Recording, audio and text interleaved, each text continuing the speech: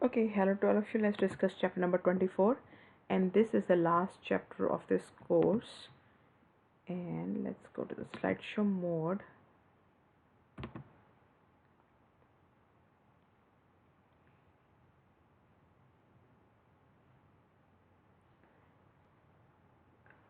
Okay, so this is basically the concluding chapter and it integrates the metabolism.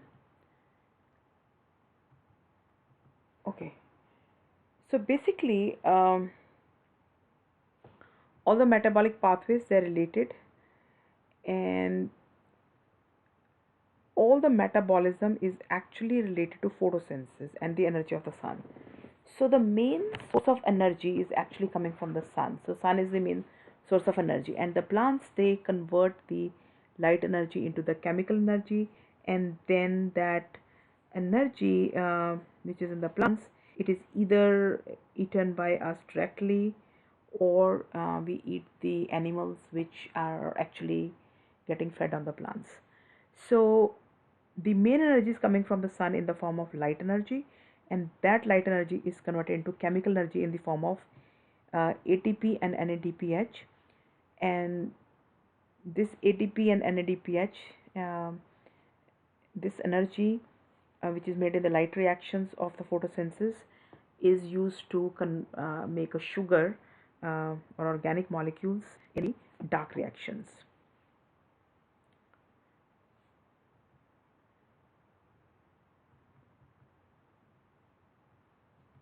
Also, in these metabolic processes, citric acid cycle is also very important because it also plays part in the catabolism of carbohydrates, lipids, and proteins, and it also assists in the anabolism of sugar, lipids, and the amino acids.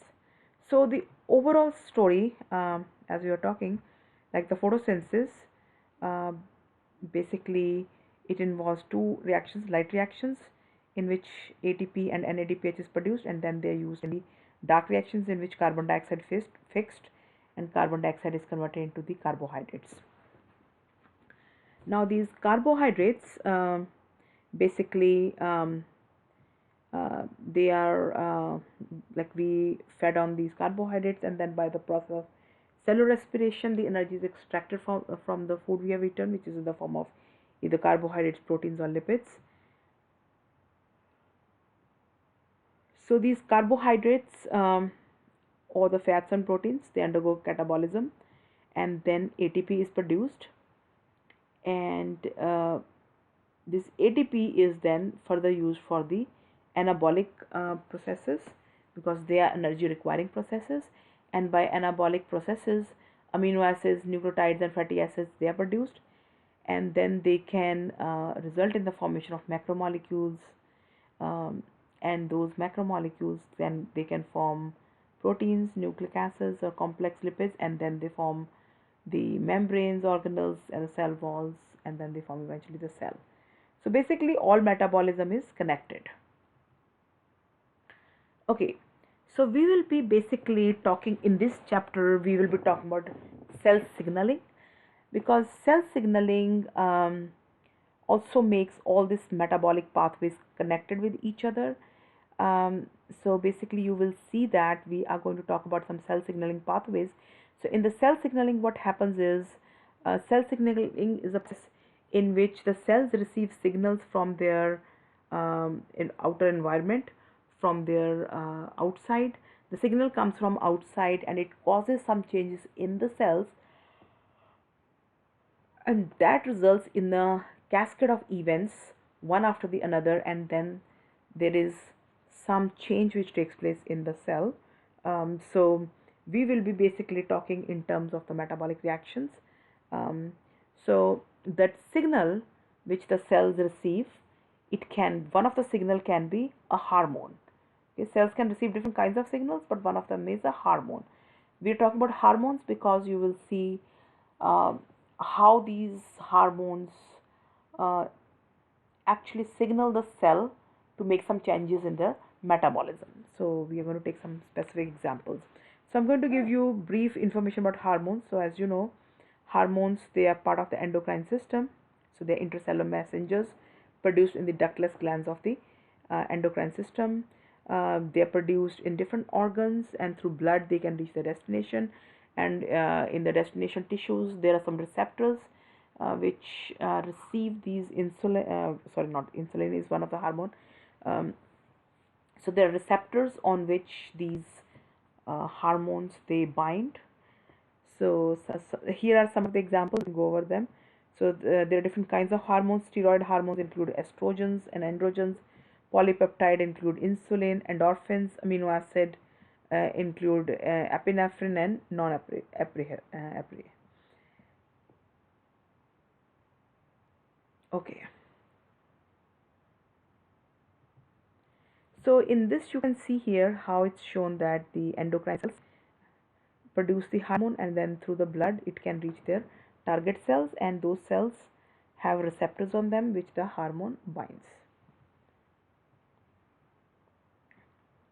Now for the steroid hormones, because steroid hormones they're lipid in nature, and you know that the plasma membrane is all made of phospholipid bilayers. So the some of the steroid hormones, because they are lipid in nature, they can diffuse. But some of the steroid hormones they also enter, or they cause the changes in the cell through the receptors which are there on the membrane. So the steroid hormones can directly enter through the plasma, or they can bind to the plasma membrane receptors. And non-steroid hormones they can enter the cell by binding to the plasma membrane receptors. So it's shown here, these are non-steroid hormones. They cause the change by first of all binding to the receptor.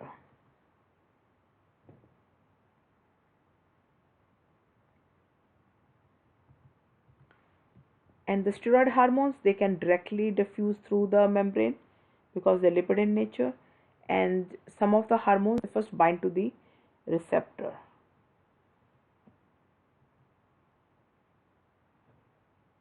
There's more example of some of the steroid hormones.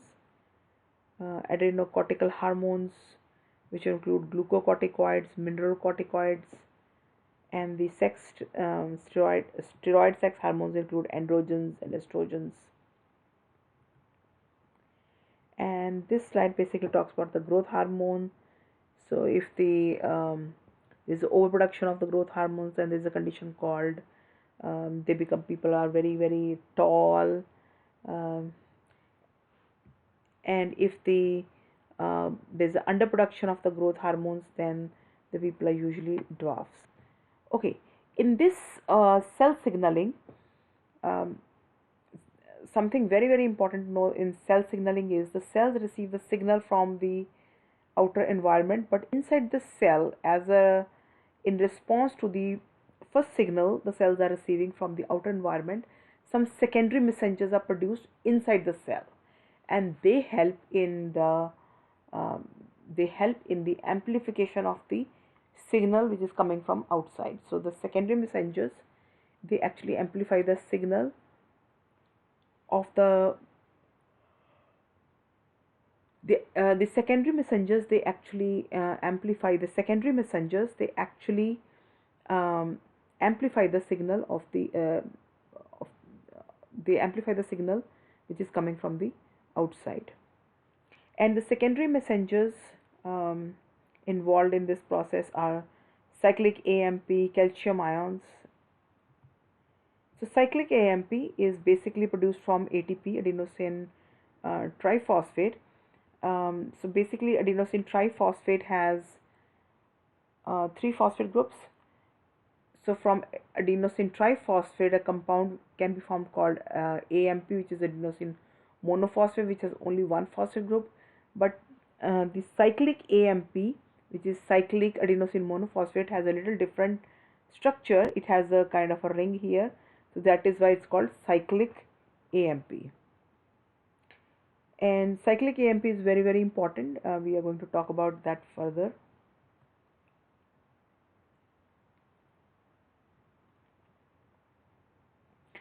I'm going to skip this and I'm going to explain from here. So let's make it a little big. Okay. So basically what happens is there are some cells which have some receptors on them. Okay, the hormone comes and bind. So there are these receptors. Um, so, okay, before I tell you about these receptors, there are some proteins called G proteins. Now, these G proteins, something important to know about these proteins is that these proteins, G proteins, can exist in two forms. One is called the active form, another is called the inactive form. These G proteins are active when they are bound with GTP, guanosine triphosphate. They become inactive when they are bound with GDP, guanosine diphosphate. Okay, so this is what G proteins are. So this is G proteins. So G proteins usually have three subunits: alpha, beta, and gamma, and this is a receptor. Now this receptor is called GPCR. GPCR means it's a G protein coupled receptor.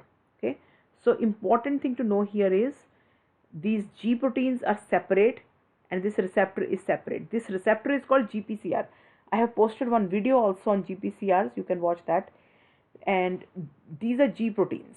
Okay, and these G proteins, they can exist in active and inactive form. Okay, so usually when there is no hormone, this whole system is shut off. When the hormone comes and binds to this receptor, so what is this receptor? It's a protein. So when this hormone comes and binds on this receptor, which is protein, this G protein, the alpha subunit of the G protein, it gets GTP bound to it. Okay, so alpha subunit, it gets activated because it gets GTP bound to it, and the beta and gamma subunit, it separates from the alpha subunit, and then this alpha subunit, because it is active now, it goes and binds to this enzyme called adenylate cyclase. Okay, and then what happens is, okay, what happens next I will tell you in the next slide. So so this alpha GTP, when it binds to adenyl cyclase, this enzyme gets activated, and as soon as this alpha subunit, when the alpha subunit becomes inactive again, because GTP is again exchanged with GDP. Okay, once that happens, once this GTP is exchanged with GTP, this alpha subunit goes and binds to the beta and gamma. So this system in which this enzyme called adenyl cyclase is active, it's not it is active only till it is bound with the active form of alpha subunit, and that alpha subunit which has GTP. As soon as alpha subunit loses GTP and gets GDP again, then this beta and gamma subunit of the G proteins, they all get collected and they become the way they were before, which means they become inactive again. Okay.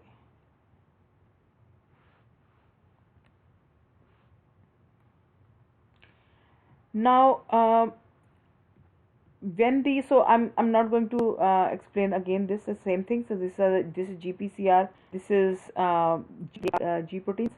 Now some of the receptors can be stimulatory, some can be inhibitory. So basically, once the alpha form is active form, the G subunit, when it gets the GTP, when it becomes active, it separates from beta and gamma, and the G subunit goes and binds to the enzyme called adenyl cyclase. And adenyl cyclase, the function of adenyl cyclase is to convert ATP into cyclic AMP, and cyclic AMP is the secondary messenger, and we are going to soon see what this cyclic AMP can do. But remember that once this subunit, this alpha subunit, or the G protein alpha subunit, once it loses GTP, and it gets exchanged with GDP, this whole system is going to shut off. Okay, now let's talk about what happens when this enzyme is active. So when this adenyl cyclase is active, it is going to activate cyclic AMP, and cyclic AMP is going to further activate another enzyme called protein kinase A. Okay, so it stimulates protein kinase A, which phosphorylates host of enzymes and transcription factors. Now, protein kinase A is basically has regulatory and catalytic subunits, and cyclic AMP goes and binds to the regulatory subunits of protein kinase A, and its catalytic subunits are free and they become active, and then they further uh, cause the phosphorylation and or the activation of many other proteins which are downstream. So this is what is happening. You can see, so hormone comes and binds on the receptor. Then when this receptor binds here, actually this is receptor is a protein, its shape changes, and as a result of that, the G alpha subunit, it gets GDP, and once G alpha subunit gets GTP triphosphate, it becomes active and it disassociates from beta and gamma subunit, and this G alpha subunit goes and binds to the enzyme called adenylyl cyclase, and as a result of that, ATP is converted into cyclic AMP. And now this is protein kinase A. You can see here it has two regulatory subunits and two catalytic subunits. This protein kinase A, this is protein kinase A. Cyclic AMP goes and binds on the regulatory subunits of protein kinase A, and the catalytic subunits, they become active, and they then further activate various other enzymes, and then as a result of that, there is some cellular response.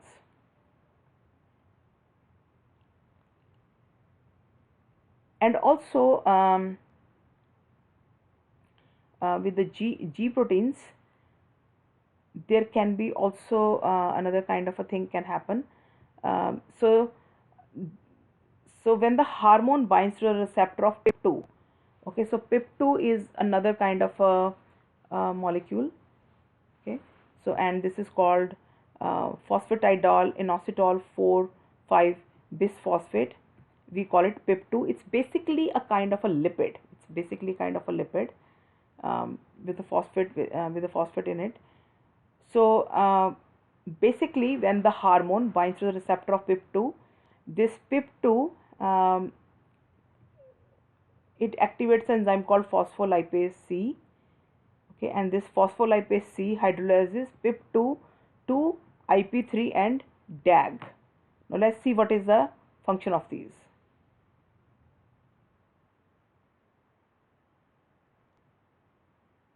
Okay.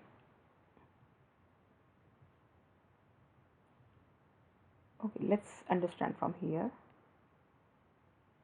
Okay, so here you can see the hormone coming, binding to the receptor, and as a result of that, the G protein is getting active. Okay, the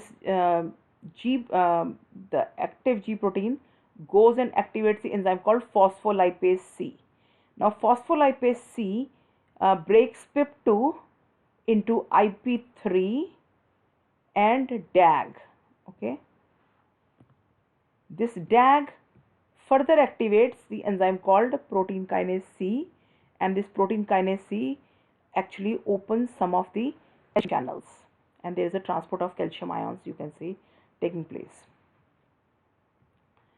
So phospholipase C breaks PIP2 into DAG, and the other thing is IP3. Now, what is the function of IP3? The function of IP3 is to stimulate the release of calcium ions from the endoplasmic reticulum. So this is the membrane of endoplasmic reticulum, and these are the proteins, channel proteins for calcium ions, and it's showing that IP3 stimulated release of calcium ions from the endoplasmic reticulum. So from the endoplasmic reticulum, these calcium ions, they come outside. And these calcium ions, they bind to some proteins called calmodulin proteins. They are calcium binding proteins. And then this calcium and calmodulin complex, it activates some kinases. What are kinases? They are the enzymes which can transport phosphate groups. So these complexes can activate kinases, and then these kinases can further activate other proteins. So this is another signal transduction pathway. Okay, so I'm not going to go over every slide because it's all what I'm explaining from the slides is the same thing which is written there. Okay, the next category of so basically we just talked about the signaling which takes place through the special proteins called GPCRs. GPCRs means G protein coupled receptors, and these proteins are basically associated with another protein called G proteins. So that's a kind of a signaling we just talked about. Now the next category of receptors is called receptor tyrosine kinases. Now these are receptors and they are kinases, means they are enzymes, and they are the enzymes which can transfer the phosphate groups. So so the word itself says receptor tyrosine kinases. So these are receptors like GPCRs, they are receptors. These are also receptors, and the function of these receptors is to transfer the phosphate groups. Sorry, to transfer the phosphate groups to the tyrosine amino acids. Okay, so usually the overall structure of these kind of receptors is they have three domains. So you can see this is the plasma membrane. They have some part which is outside the cell, some part which spans the membrane, and some part which is in the cytoplasm. So the part of the protein which is outside receives some signal, and this is the part of the protein which is crossing the membrane, and this is the part of the protein which is inside the cell. So basically they receive the signals from the outside and their own conformation changes, and these receptors, they can exist in the form of dimers, and they once they become active, because they are enzymes, they are kinases, and they can actually do the phosphorylation of each other, because these receptors, like you can see here, these receptors, they exist dimers. So if one receptor gets activated and it is actually an enzyme, it can phosphorylate this enzyme, and this one can phosphorylate this enzyme, and this process is called autophosphorylation. Okay, so basically what receptor tyrosine kinases are, they are the proteins which are embedded in the membrane. They receive the signals from outside, their own structure changes. When their own structure changes, they can so when their own structure changes, they become active as the kinases, and they can do the phosphorylation of the tyrosine amino acids. And there are three different categories of the tyrosine kinases. First one is the EGF receptor, second one is called insulin receptor, and third one is called FGF receptor. This is just a summary, you can go over it. Okay, now we are going to talk about three hormones which are involved in carbohydrate metabolism. So they are epinephrine, glucagon, and the insulin. And what we are going to see that how these hormones they are involved in the signal transduction pathways, and how do they increase or decrease the glucose level in the blood. So epinephrine, it acts on muscle cells to raise the level of glucose. They basically acts on muscle tissues to raise the levels of glucose. So now we are going to study how epinephrine actually increases the glucose level. Glucagon also increases the level of glucose in the blood, acts on the liver to increase the availability of glucose. Insulin plays opposite role. It decreases the level of glucose in the blood. So that's what we are going to study now. All the three different these three different hormones, and how they actually regulate the blood glucose levels. Epinephrine is basically its structure is very similar to the amino acid called tyrosine. Okay, so the function of epinephrine is to increase the level of glucose in the blood. So now let's see how it acts. So this is a hormone. It is going to go to bind to its receptor, and the receptor can activate the G proteins. Okay, once it's activated, G protein alpha subunit is activated. When it is bound with GTP, it's going to activate the enzyme called adenyl cyclase. Adenyl cyclase is going to produce cyclic AMP from ATP, and this cyclic AMP is going to activate another enzyme called cyclic AMP dependent protein kinase, And this protein kinase, cyclic AMP dependent protein kinase, it is actually going to decrease the activity of glycogen synthetase. Okay, so when the activity of glycogen synthetase is decreased, which means there will be less production of the glycogen. When there is less production of the glycogen, there is more production of the glucose. There is more glucose because glucose combines and forms the glycogen. And also this cyclic AMP dependent protein kinase also basically uh, it activates or it increases the activity of this enzyme called phosphorylase kinase, and this phosphorylase kinase activates the enzyme of it activates the activity, it increases the activity of the enzyme called glycogen phosphorylase. So as a result of that, when this enzyme gets activated, it's going to cause the degradation of glycogen, so which means again more glucose. So this is a hormone, and how involving all these things, it involving all these proteins, it basically regulates or increases the blood sugar. This is epinephrine. Next we are going to talk about glucagon. Now what's the function of glucagon? Again, to increase the blood sugar level. So again, receptor binding to the hormone. Glucagon is a hormone. It binds to its receptor, stimulates the G proteins. Again, adenyl cyclase activated from ATP. Cyclic AMP then activates cyclic AMP dependent protein kinase, and then this uh, cyclic AMP dependent protein kinase, it can decrease the activity of the enzyme called phosphofructokinase. If you remember, this enzyme is there in the glycolysis, and as a result of the decreased activity of phosphofructokinase, there is a lower levels of fructose um, fructose 1,6 bisphosphate. Yeah, and as a result of that, when its level decreases, when the level of this metabolite decreases, it can cause the suppression of glycolysis.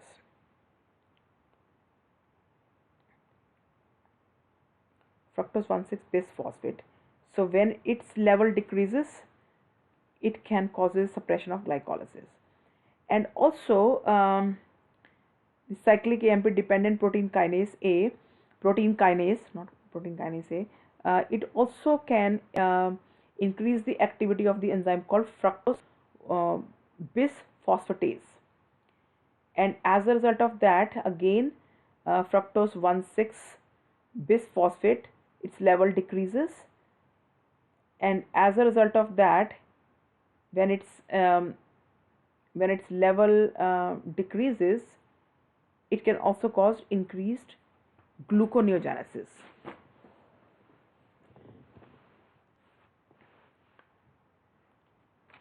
And as a result of that, so increased gluconeogenesis means glucose. Suppression of glycolysis means again more glucose. So this is the way how glucagon functions. So you can see the involvement. This is just one hormone which comes from outside, and how many proteins are involved. So these are all transduction pathways, and it's a signal transduction pathways which actually connects all the metabolic pathways.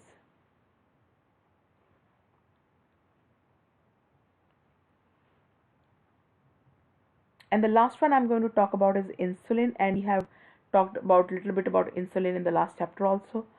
So basically insulin is a peptide hormone, and so this is the structure of, so insulin is a peptide hormone, and insulin binds on the insulin receptor, and the insulin receptor has two subunits. It has alpha and two beta. So it has two alpha subunits and two beta sub. This is the structure of insulin receptor. Okay, so this is insulin receptor. This is insulin. Insulin is a basically a peptide hormone. It binds to its receptor on the cells, and the receptor structure is like this. And then, and also important thing to know about insulin receptor is insulin receptor is a tyrosine kinase, which means tyrosine kinases are those enzymes which can help in the transfer of phosphate groups. Tyrosine kinases, which means they are involved in the phosphorylation of amino acids like tyrosines. So insulin receptor is itself a tyrosine kinase. So this is 2 alpha, 2 beta, and so when the receptor receives the insulin, some changes takes place in this protein, and it results in the autophosphorylation. So the tyrosine residues which are there on these proteins, they get phosphorylated. Okay, and then it eventually um, phosphorylates various other proteins, and then um, there is a cellular effect, and that cellular effect of insulin is by decreasing the glucose level in the blood. And how does it happens? Because with this all signaling pathway, there is increase in the recruitment of these proteins called GLUT4 proteins. So in the plasma membrane, there is increased recruitment of GLUT4 proteins, and those proteins actually help in the transport of glucose from the blood to the cells, and that's the way the blood sugar level is controlled in the blood. And also with this signal transduction pathway, there's a activation of the enzyme called glycogen synthetase, and also because of all this signaling, glycogen synthetase becomes active and it converts glucose into glycogen, and that also helps in the decrease in the it also helps in the decrease of the blood sugar level, or the amount of sugar is present in the blood.